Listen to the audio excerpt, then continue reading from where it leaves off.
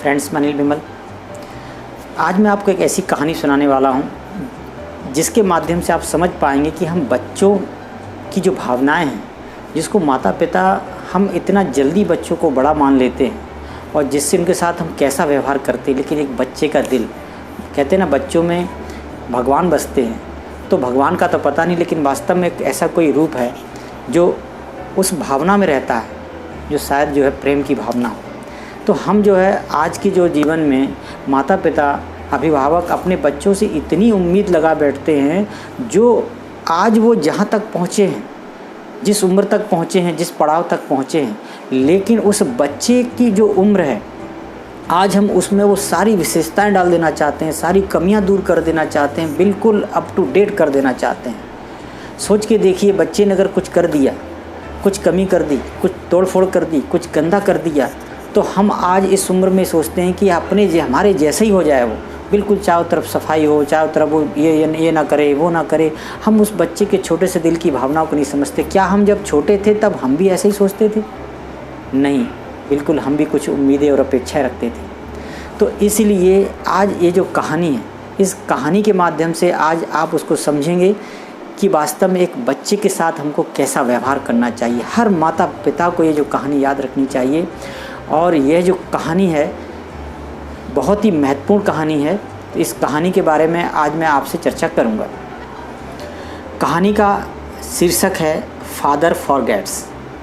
Father forgets, इसको लिखा है लिविंगस्टन लॉर्नेड ने, और इस कहानी को मैं किसी भी प्रकार से हेरफेर नहीं करना चाहूँगा। मैं आपको उसी अक्षर से आपको जो है सुनाना चाहूँगा। आप इसको समझें।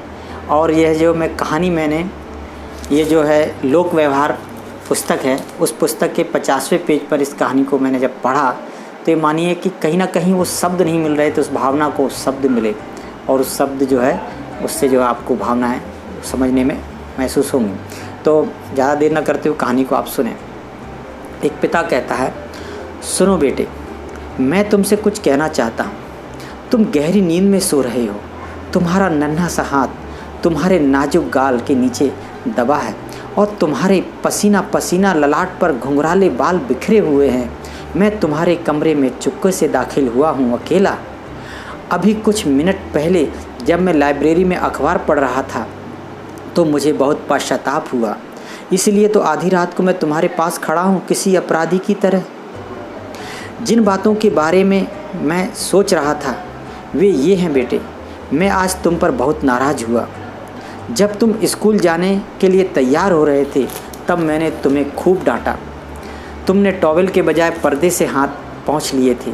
तुम्हारे जूते गंदे थे, इस बात पर भी मैंने तुम्हें कोसा। तुमने फर्श पर इधर उधर चीज़ें फेंक रखी थी, इस पर मैंने तुम्हें भला बुरा कहा। नाश्ता करते वक्त भी मैं तुम्हारी एक के बाद एक गलतियाँ निकालता रहा। तुमने डाइनिंग टेबल पर खाना बिखरा दिया था। खाते समय तुम्हारे मुंह से चपड़ चपड़ की आवाज़ आ रही थी। मेज़ पर तुमने कोहनियाँ भी टिका रखी थी। तुमने ब्रेड पर बहुत सारा मक्खन भी चुपड़ लिया था। यही नहीं, जब मैं ऑफिस जा रहा था और तुम खेलने जा रहे थे और तुमने मुड़कर हाथ हिलाकर बाय बाय डैडी कहा था, तब भी मैंने भ्रकुटी तान कर टोका था, अपनी कॉलर ठीक करो। शाम को भी मैंने यही सब किया। ऑफिस से लौटकर मैंने देखा कि तुम दोस्तों के साथ मिट्टी में खेल रहे थे। तुम्हारे कपड़े गंदे थे, तुम्हारे मौजों में छेद हो गए थे। मैं तुम्हें पकड़ कर ले गया और तुम्हारे दोस्तों के सामने तुम्हें अपमानित किया।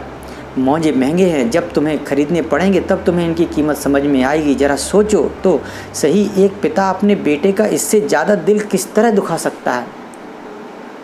क्या तुम्हें याद है, जब मैं लाइब्रेरी में पढ़ रहा था तब तुम रात को मेरे कमरे में आए थे, किसी सहमे हुए मृग छौने की तरह। तुम्हारी आंखें बता रही थीं कि तुम्हें कितनी चोट पहुंची है, और मैंने अखबार के ऊपर से देखते हुए पढ़ने में बाधा डालने के लिए तुम्हें झिड़क दिया था। कभी तो चैन से रहने दिया करो। अब क्या बात है? और तुम दरवाजे पर ही ठिठक गए थे। तुमने कुछ नहीं कहा था, बस भागकर मेरे गले में अपनी बाहें डालकर मुझे चूमा था और गुड नाइट कहकर चले गए थे। तुम्हारी नन्ही बाहों की जकड़न बता रही थी कि तुम्हारे दिल में ईश्वर ने प्रेम का ऐसा फूल खिलाया है जो इतनी उपेक्षा के बाद भी नहीं मुरझाया। और फिर तुम सीढ़ियों पर खटखट करके चढ़ गए। तो बेटे इस घटना के कुछ ही देर बाद मेरे हाथों से अखबार छूट गया और मुझे बहुत ग्लानि हुई। यह क्या होता जा रहा है? मुझे गलतियां ढूंढने की, डांटने डपटने की आदत सी पड़ती जा रही है। मुझे अपने बच्चे के बचपने का मैं यह पुरस्कार दे रहा हूँ। ऐसा नहीं है बेटे कि मैं तुम्हें प्यार नहीं करता, पर मैं एक बच्चे से ज़रूरत से ज़्यादा उम्मीदें लगा बैठा था।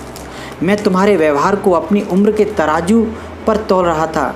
तुम इतने प्यारे हो, इतने अच्छे और सच्चे। तुम्हारा नन्हा सा दिल इतना बड़ा है जैसे चौड़ी पहाड़ियों के पीछे से उगती सुबह। तुम्हारा बड़प्पन इसी बात से नज़र आता है कि दिन भर डांटते रहने वाले पापा को भी तुम रात को गुड नाइट किस देने आए। आज की रात और कुछ भी महत्वपूर्ण नहीं है बेटे। मैं अंधेरे में तुम्हारे सिरहाने आया हूँ और मैं यहाँ पर घुटने टिकाए बैठा हूँ, शर्मिंदा। यह एक कमज़ोर पश्चाताप है। मैं जानता हूँ कि अगर मैं तुम्हें जगा कर यह सब कहूँगा तो शायद तुम नहीं समझ पाओगे, पर कल से मैं सचमुच तुम्हारा प्यारा पापा बनकर दिखाऊंगा। मैं तुम्हारे साथ खेलूँगा, तुम्हारी मज़ेदार बातें मन लगाकर सुनूंगा, तुम्हारे साथ खुलकर हंसूंगा और तुम्हारी तकलीफ़ों को बांटूंगा। आगे से जब भी मैं तुम्हें डांटने के लिए मुंह खोलूँगा तो इसके पहले अपनी जीभ को अपने दांतों में दबा लूँगा। मैं बार बार किसी मंत्र की तरह कहना सीखूँगा, वह तो अभी बच्चा है, छोटा सा बच्चा। मुझे अफसोस है कि मैंने तुम्हें बच्चा नहीं बड़ा मान लिया था, परंतु आज जब मैं तुम्हें गुड़ी मुड़ी और थका थका पलंग पर सोया देख रहा हूँ बेटे, तो मुझे एहसास होता है कि तुम अभी बच्चे ही तो हो। कल तक तुम अपनी माँ की बाहों में थे, उसके कंधे पर सिर रखे। मैंने तुमसे कितनी ज़्यादा उम्मीदें की थी, कितनी ज़्यादा। लोगों की आलोचना करने के बजाय हमें उन्हें समझने की कोशिश करनी चाहिए। हमें यह पता लगाना चाहिए कि जो काम वे करते हैं उन्हें वे क्यों करते हैं।